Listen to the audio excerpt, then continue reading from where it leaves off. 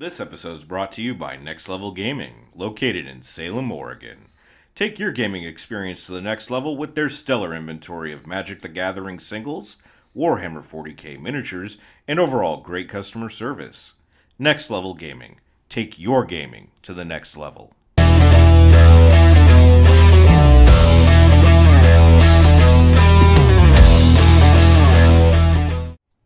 Cole here. And this is Jeff. Welcome on in to another episode of the Tryhard Academy Podcast, where it's always better to get good rather than get wrecked. And on this episode, we're going to be looking at a commander who appears to be innocent on the outside, but in reality is far from it. We're talking about Edric, Spy Master of Trust. Oh, this dude originally started appearing in the Mirror Mastery Commander deck way back in 2010.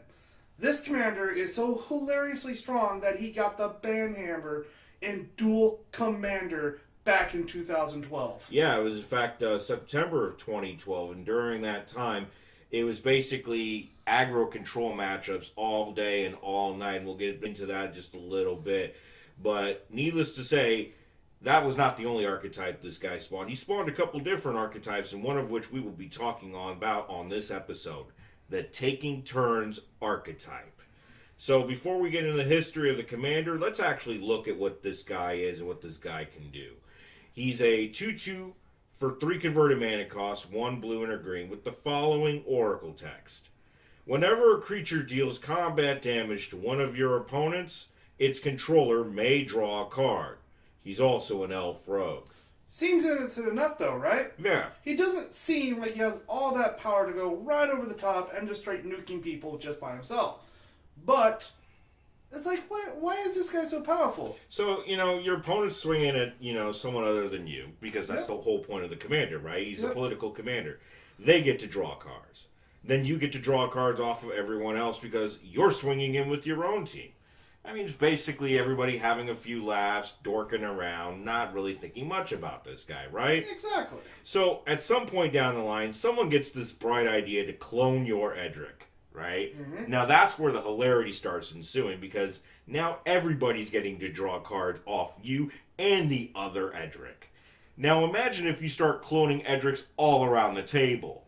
Oh, boy. Now, all of a sudden, we're starting to draw from not just 1 or 2 cards. We're starting to draw 4, 5, 6. Yeah, assuming everybody clones your Edric, and this is just a hypothetical, at that point, everybody's drawing 3 cards for every creature that deals combat damage. 3, 4 sometimes. Yeah, if you have a way to, like, Sakashima the Imposter the guy. Yeah. You're completely right.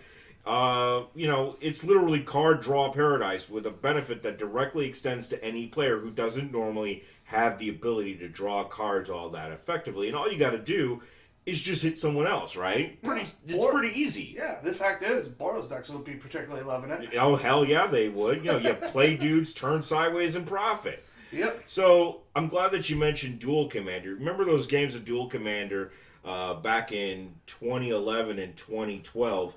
If you look at MTG Top 8 and you look at all the tournament results involving Edric, the Spy Master dressed, you'll oftentimes see that in many of the top 8s of Dual Commander, most of those slots are taken up by Edric decks. Yeah, no, it was quite ridiculous. In fact, it was aggro control at its pinnacle. Mm-hmm. And now it's been relegated to the trash bin of history thanks to the Banhammer. Yeah. Yay! Another deck that's been obliterated from time and space. Yeah. In fact, because of Edric's banning, the entire aggro control archetype got pretty much axed to the wayside because of that in Dual Commander. The closest thing I believe, saw anything along those lines was Edgar Markov in recent history? Yeah, no, Edgar Markov created an entire aggro stacks archetype that was insanely busted. Right. Now, luckily for CDHers, many of us have gotten together far and wide over the last couple of years, and we've managed to craft a meme so dank even Donald Trump would build a wall around it. Yeah, no, and truth be told is that this whole meme takes an archetype from Modern that is a little fringe called Taking Turns. one of the many archetypes that this created. Yeah, so in the Taking Turns archetype in Modern, you basically have ways to draw multiple cards during a turn, and you then combine that with chaining extra turn spells, like Time Warp, Walk the Aeons, Temporal Mastery, and now more recently, Nexus of Fate. Yeah, no, we got some of the dumbest. In fact, actually, truth be told, Temporal Manipulation just got a good tank in pricing. Thankfully so, yeah, because of Ultimate Masters. The Ultimate Masters. But, it's like, you're looking at this like going, like, what type of dudes are we running in a tech like this? You know, that's a very good question. Let's actually get into the initial game plan. So, the initial game plan basically comes down to this. Edric's Creature Suite either ramps you, has the ability to police the board very effectively, or comes built in with a natural ability to evade blockers better than Jerry Rice when he used to play for the 49ers. Oh yeah, and not only this, we're also playing a suite of creatures on the side of this that also enhance our creature's own native evasion or other abilities. Like Toshihiro Ozawa. Tetsuko Umezawa? Yeah, or Eladamri, Lord of Leaves. Yep, Eladamri, Lord of Leaves, gives your guy Forest Walking Shroud. Yeah. Tetsuko, who says creatures with toughness or power 1 or less can't be blocked. Yeah, and so on and so forth. And these are some of the abilities we have stacked in. Not to mention, we also have to play cards that are also very aggressive. That's right. And because go ahead. We have one problem with this archetype, and that is, this is not a fast-killing archetype. This is like a death by 1,000 cuts type level. You're right to make mention of that, and we can get into that in just a little bit, but, you know, when you're talking about something like compared to an ad nauseum archetype or a stormed archetype or even a doomsday archetype, yeah, I mean, they're not exactly quite as fast. So yeah, you're right to make mention of that. So what we're going to do is we're going to start dropping early game attackers that are very evasive, that can either fly, can't be blocked, so on and so forth. We're going to drop them faster than you can run to the bathroom from a case of diarrhea. Exactly. So eventually what we're also going to do is we're going to resolve Edric and begin swinging in, taking special note of any of those ad nauseum and doomsday players who want to end the game quickly. So the thing about Edric is that he's kind of like John Stockton when he used to play for the Utah Jazz. He just makes the team better by being out there on the floor. Remember, he doesn't have to actually connect in order for you to draw cards. No, just your dudes. Just your guys, right. And in this context, we're going to be drawing a lot of cards. So eventually what that means is we're going to be drawing into quite a bit of interaction. Cards like Force of Will, Unified Will, Mana Drain, so on and so forth that are going to make an appearance in order to make sure that our opponents don't cause problems. Not to mention, we also get other forms of interaction. Sure. Even combo wins pieces. Sure. You know, Nature's Claim especially is great for stopping early game Storm players when they're running Paradox Engine. Paradox Engine, such a bad piece. You know, that's another story for another time. But, you know, speaking of artifacts, what about those nasty Teferi Chainveil players? Null-Rod?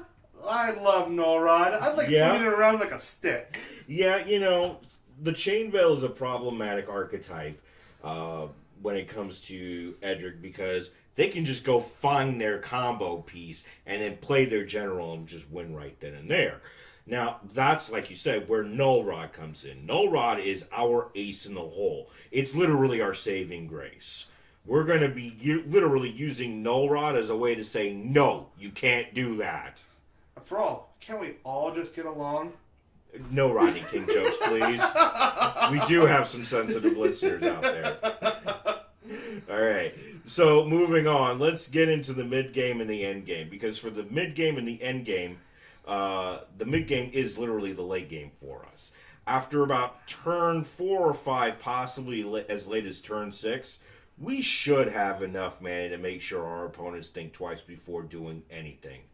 And that's when we make our move to get off the ground. Oh yeah, in this deck, we have the following cards to help Edric get his best invincible Mario impression that they could ever conceive of. Mm-hmm. We have the Capture Jing Jiao, Temporal Manipulation, Time Warp, Walk the Aeons, Notorious Throng, Kron's Temporal Sundering, Part the Water Veil, Temporal Mastery, and of course, the most busted of all these cards, Nexus of Fate. Yeah, people. you know, these cards, these extra turn cards, are literally our starmen. They keep Edric and his team invincible and allow us to spiral out of control and snowball to victory.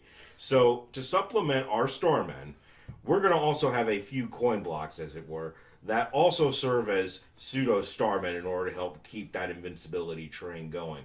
And they are Nostalgic Dreams, Regrowth, and Noxious Revival. Any of these cards will be able to buy back an extra turn. Now, if all else fails, we have Eternal Witness, and we also have Snapcaster Mage that will help us also buy back those extra turns as well. Exactly. But doesn't take quite in there, though, of course. Yep. Extra turn spells aren't exactly cheap, and generating that kind of mana isn't exactly that easy. No, it's not. This is where cards like Druid's Repository kicks in effect. Yep. Particularly in Druid's Repository's case, Druid's Repository is a very handy 3 CMC green enchantment that generates mana based on the number of creatures we have attacking. That's right. It's based on the number of attackers declared. By the way, Najila runs this card on a regular basis. Yes, she does. Not to mention, best of all, it feeds directly into Notorious Throng. You remember how we talked about how he also has Elf Rogue in his title? That's right. In fact, Notorious Throng has the Prowl cost, doesn't it? It does, and Rogues trigger Prowl cost. That's beautiful. I like it already. And because the creature tokens that's made off of it are rogues as well, if you can find a way to buy back an extra turn, you just spiral that thing out of control. Yes. Now, that's not all that it does. In fact, in this deck specifically, it serves also as a linchpin with Nexus of Fate, which you had mentioned earlier. Yep. Druid's Repository and Nexus of Fate, together working in tandem, as long as you have 0 cards in your library and can generate 7 mana from all sources, you will be able to take infinite turns because Nexus of Fate reshuffles itself. Yeah, no, and by the way, just to let you guys know, even if someone counters Nexus of Fate, if it does not explicitly get exiled, it always goes right back into the deck. That's right. You don't have to worry about decking yourself because Edric's draw trigger is a May trigger, meaning you don't ever have to draw that card off the combat trigger if you don't want to. And this is especially important in case somebody decides to flash in Notion Thief. Yeah, no. Notion Thief is hilarious. Yeah, it is. And speaking of cards like Notion Thief, of course, which are terrible against this deck, yeah, we're going to have to, like anything, talk about the weaknesses. We got to talk about weaknesses. It's going to be raining on our parade here. In no order of importance, they are as follows. So, some Teferi Chainveil decks and some Daretti Stacks decks, including some budget white Stacks decks, will run Tabernacle effects. In Teferi Chainveil and Daretti Stacks especially, they will be running the Tabernacle at Pendrell Vale. As far as budget white Stacks decks, they will be running Magus of the Tabernacle. Just to let you know, Tabernacle has this weird wonky ability. Yeah, so at the beginning of your upkeep, you have to pay 1 mana of any color or even generic in order to keep yourself from sacrificing any of those creatures. And if you have a large board of creatures, that's going to either force you to use up a lot of your resources or you're going to be losing half, the 3/4 of your board. Yeah. That's a very big problem for us because this deck needs its creatures in order to draw cards. And a Tabernacle hitting the field can very well shut us out of the game. Yeah. Not to mention, any Stack running cards like Glacial Chasm, Elish Norn, Junku Spikes, Crossbase, Silent Arbiter, Smoke Deck, not to mention propaganda effects such as Propaganda, Ghostly Prism, and so on, cause immense issues with this type of deck archetype. You're totally right. Now, in the case of Glacial Chasm and Tabernacle at Pendrell Vale, we run Strip Mine and Wasteland in order to deal with these problematic lands. As far as the rest of them are concerned, they are a problem if we cannot handle them on the stack. especially Juntu stakes, because we're running quite a lot of 1 power mana dorks. Yeah, and not to mention, Elish Norn. Yeah, burn that card with fire. Yeah, no, that shuts us out of the game damn near completely. And speaking of card-specific weaknesses, we need to look at a couple others. Stranglehold. Yep. Oh, I love that card all day long. Not to mention Gaddock Teague and Blood Moon. Gaddock Teague and Blood Moon, along with other card draw and or tutoring denial cards like Spirit of the Labyrinth and Notion Thief, which we mentioned earlier, are quite a big problem for us. Yeah. Most especially, Stranglehold and Gaddock Teague are very, very problematic. Particularly. Not to mention, Blood Moon can cause issues with this deck. Yes, now, Blood Moon does cause a problem, but it's not anything that our mana dorks can't really walk around. Yeah. But, again, in the event that we don't have our dorks on the field and a Blood Moon is on the field, we could be very well locked out of our mana base. Yeah. Now, as a final word on this topic, it is important to also note, as you had mentioned earlier, that our overall functioning speed isn't quite as fast as some Storm decks. So what that means in practicality, we're going to want to have to hold up mana for interaction for the first 3 to 4 turns.